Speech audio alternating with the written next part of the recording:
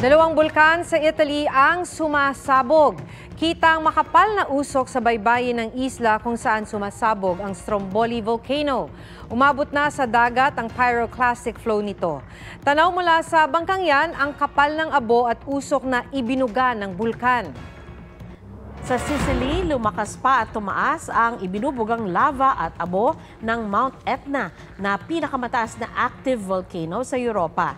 Dahil dyan, isinara muna ang Catania Airport. Itinuturing na most explosive volcanoes of the world ang Mount Etna at Stromboli. Sa tulong ng nag-viral na video, nasagip ang mga asong namamalagi sa mga giba-gibang bahay sa gitna ng ilog sa Bulacan. Pero hindi naman daw inabandona ang mga aso. May report si Nico Wahe. Umulan man o umaraw, palaging nadaraanan ni Rosalie ang giba-giba mga bahay na ito sa gitna ng Muzon River sa Obando, Bulacan. May mga nakatira pa rin sa mga yan. Hindi tao, kundi mga aso. Kwento ni Rosalie, taon na raw rito ang mga aso. Dadaan po ako kasi po ako meron mga pinupuntahan, nagde-deliver, so meron ako maliit na bangka. Dadaan po ako doon, nabibidyo ko sila. Marami raw mga palaisdaan sa ilog na may mga nakatirik na kubo na posibleng dahilan kung bakit may mga aso rito. Nung na-wash out na po, wala na po wala na po mga palaisdaan. Ilan na lang po yung medyo natitira. Siguro po yun po isa pang paraan kung bakit may naiwan na doon. Hindi naman pwedeng iuwi ng ibala nung bantay.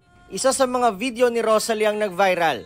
Kaya naman ang Animal Kingdom Foundation agad nagsagawa ng rescue operation.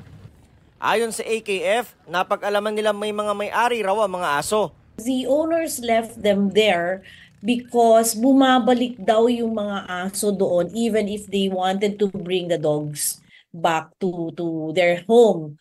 Bumabalik sila doon. At hindi naman daw pinabayaan ito ng mga may-ari. They were claiming that they always go back para magpakain naman. They go back every day to feed the dogs. Sa kabila niyan, sinagip pa rin ng Animal Kingdom Foundation ang 6 na aso sa lugar at dadalhin sa kanilang Rescue and Rehabilitation Center sa Capas, Tarlac. Nico Wahe, nagbabalita para sa GMA Integrated News.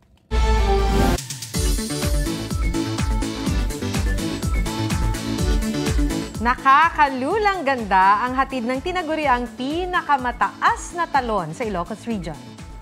G tayo sa Awasen Falls sa report ni Marisol Abduraman. Ilog at gubat ang kailangan tahakin bago masilayan ang nakalululang ganda ng Awasen Falls sa Sigay, Ilocos Sur. Sa taas sa 120 meters, ito ang pinakamataas na talon sa Region 1. Inabot ng 1 oras ang hike ng grupo ni Jessica. If you're looking for a new adventure, swak na swak ang Awasen Falls. Though mahirap, very worth it naman dahil napaka-mesmerizing ng view. Mula Ilocos Sur, talon tayo sa Gigmoto, Catanduanes at mahulog sa ganda ng Nahulugan Falls. Sa halagang 10 piso, pwedeng ma-enjoy ang 60 metrong talon na may 3 layer. Ito po talaga yung dinadayong lugar dito. Plano ng Gigmoto LGU na ayusin pa ang lugar para makatulong sa turismo at ekonomiya ng barangay at bayan. Marisol Abduraman, nagbabalita para sa GMA Integrated News.